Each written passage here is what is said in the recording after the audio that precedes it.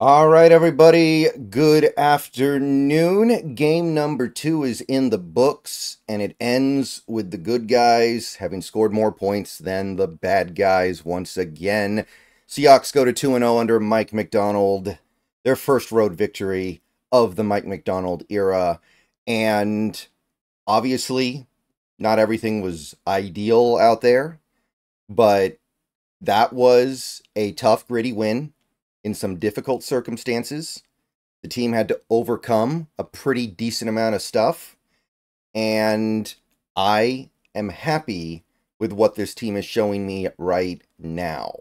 Does it need to get a little bit better later in the season in some areas? Absolutely. But I am happy with the way this team is growing right now. So, welcome to the post-game Seahawks Brendan Nelson video, sponsored by BetUS. More on them a little bit later. So, game has to go to overtime. We need a few extra minutes to put this one away. 23-20, kicking the field goal with a few minutes left in OT.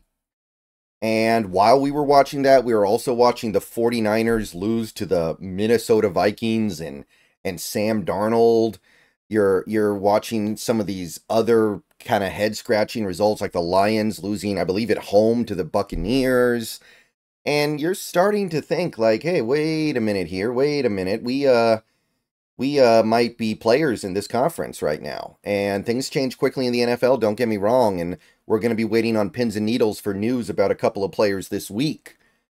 But I got to say, right now, if you're a Seahawks fan, you're looking around this conference, you're looking around this division, and you're thinking, why not us? Why not? So that is a big plus for sure. And while this team continues to have issues with, today it was tackling, the interior offensive line definitely had some issues as well. At the end of the day, Geno Smith is a big-time quarterback who made big-time plays to make sure the team got the win today. So more on that in a minute, but first I want to tell you about my friends over at BetUS. You can head over there right now. We got a fun Sunday night football game coming up. Bears versus Texans. Caleb Williams trying to bounce back from a rough first game. CJ Stroud trying to build on his impressive rookie season and impressive first game last week. Get on over to BetUS. Right now, you can get a 150% deposit bonus on your first 3 deposits, up to $2,000 if you use the code YouTube150, promo code YouTube150. Get over to BetUS, get some free money, and throw down some wagers. Okay, so like I said, man, the issues with this team pretty clear. Offensive line, that interior, we got some issues there right now. I don't know how they get better. Maybe they get better because a different player gets subbed in. Maybe they get better because the players that we have start playing a little bit better. I don't know what it is. That is clearly the main issue with this team right now. Anthony Bradford with another 2 penalties in this game. Laken Tomlinson allowed at least 1 sack that I saw and got roasted on a couple other plays.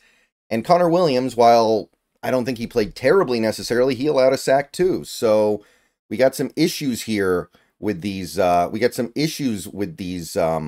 interior linemen right now, and I don't know what it's going to take for things to get a little bit better. I don't know if we do need to consider that Christian Haynes switch. Connor Williams, I kind of feel like we just need to give it time because he got here like a month ago. Obviously, that wasn't going to be a completely smooth transition.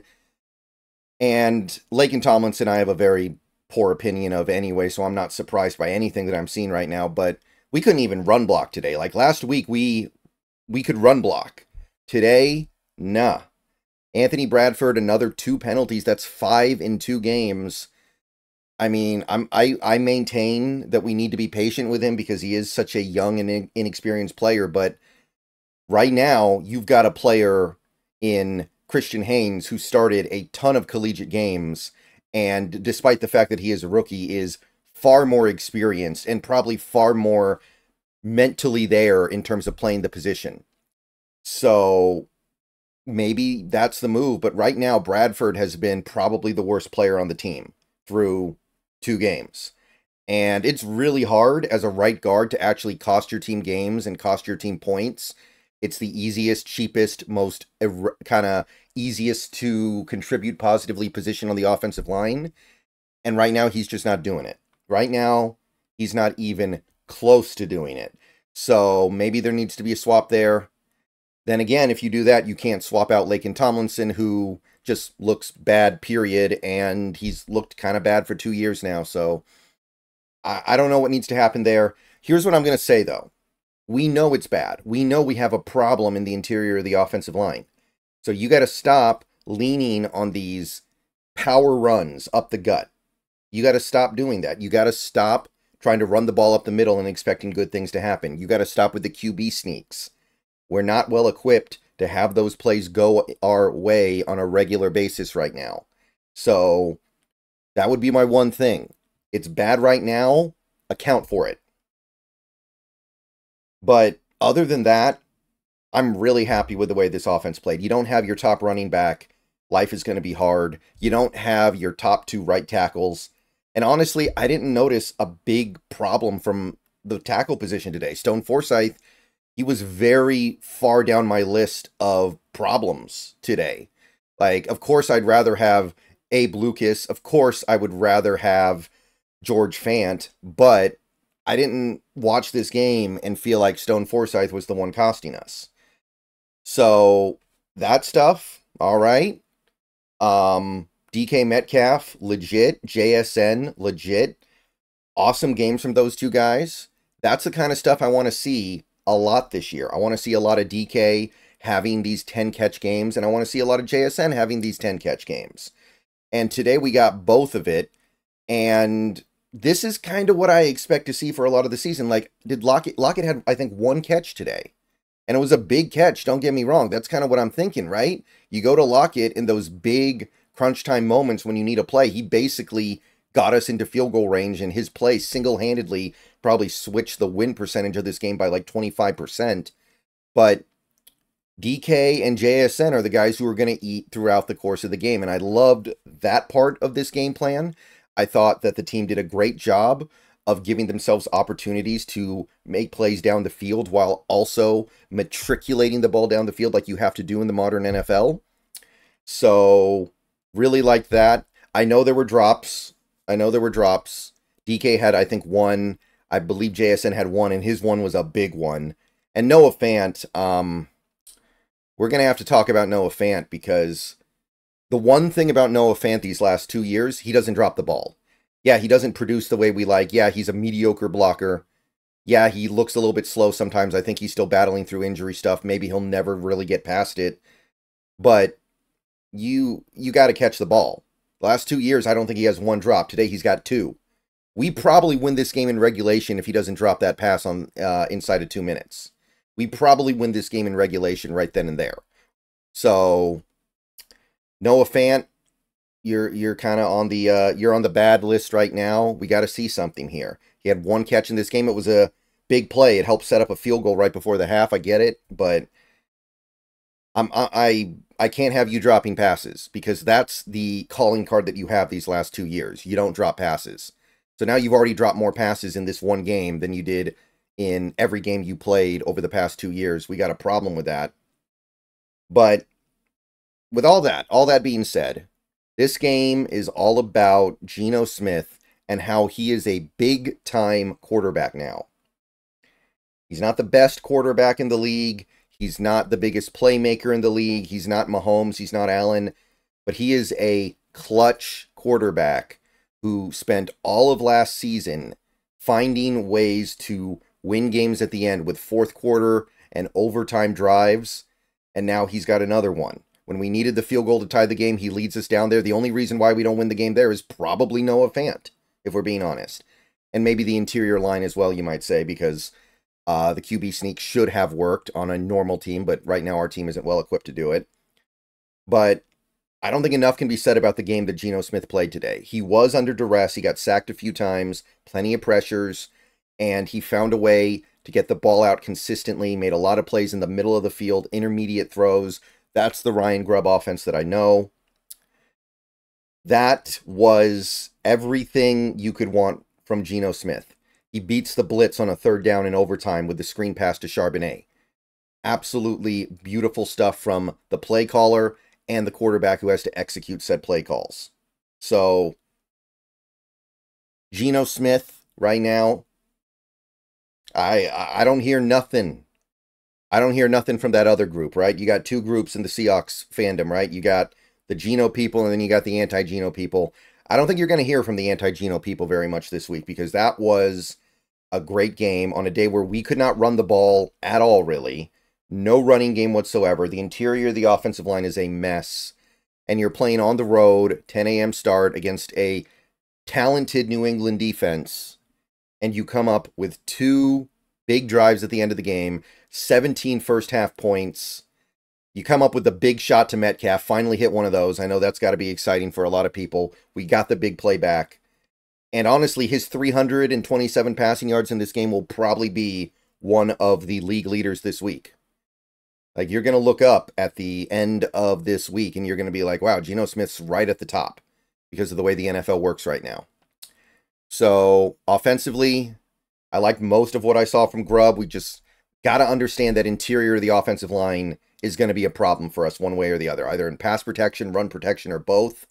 Adjust, account for it, deal with it. Walker, he's fast enough and elusive enough to overcome that. Charbonnet's not. And I've said it before, I'll say it again. Charbonnet, to me, third down back. Charbonnet, to me, is a third down back. You want him catching passes. You want him blocking. You don't want him to be your workhorse out of the backfield. So, hey, pretty good over there. Where was Kenny McIntosh? Don't know why he didn't get a touch in a game like this. Charbonnet, you'd swear he's our only running back. I don't really get that part of it, but it worked. We got 23 points. So, I'm not going to criticize the offense for scoring 23 points on the road against what I think will end up being a good defense this year. Our defense, on the other hand, that's a little... 185 rushing yards. You get run all over. Gibson, Stevenson didn't have an amazing game, but he certainly grinded out yards.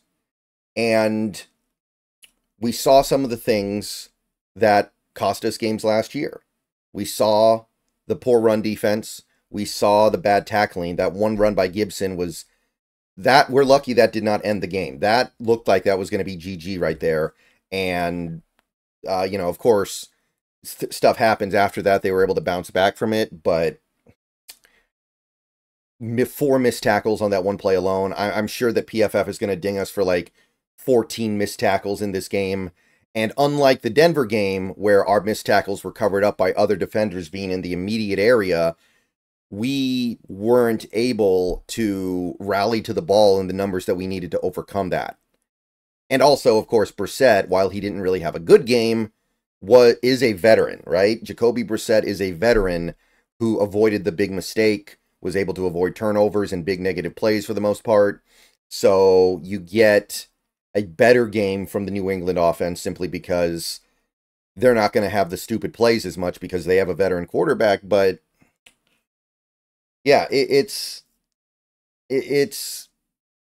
we got to remember that Mike McDonald, whatever you want to say about McDonald, and he's very good and he's done a good job so far.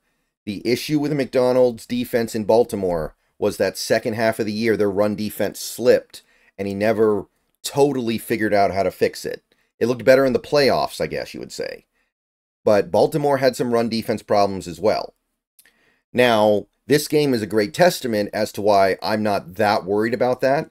We got outrushed in this game 185-46, and we still won. So what that should tell you is that you can get badly outrun in a game, and as long as you have superior quarterback play, you can still win it. Because that's the way the NFL works right now. The NFL is all about quarterbacks and passing games ultimately deciding who wins and who loses because so many games come down to the last few minutes. And even the ones that don't are typically determined kind of early in the game because a team comes out pass happy, scores a bunch of points, and then they get to run the ball at the end of the game. So I'd rather have a good passing attack, pass defense rather, than a good run defense. And we certainly had that today. They had like net 125 yards on 30 dropbacks, but it was tough for a bit. Jerome Baker, missing him in this game. Although I do want to say I don't think Tyrese Knight, I want to give him a shout out. He went in there, tough situation. I didn't hate what he did. I think he played understandably. I'm not down on him, really. Wasn't a great game or anything, but I thought he held up adequately. I don't think you can really say, I will say this. Our pass rush in this game was good. Like, we got to Brissett. We put him on the ground a couple times. We got pressure on him plenty. We had a couple of blown sacks. So we got pressure.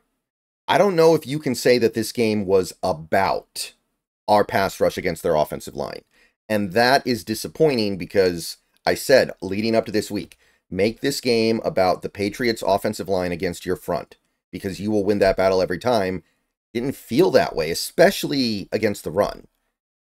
And, you know, we've got all the guys up front, except for Nwosu. And Nwosu being out, maybe that affects things a little bit, but you've got Murphy, you've got Big Cat, you've got Jonathan Hankins, the nose tackle that you went out and signed this offseason. You've got Jaron Reed.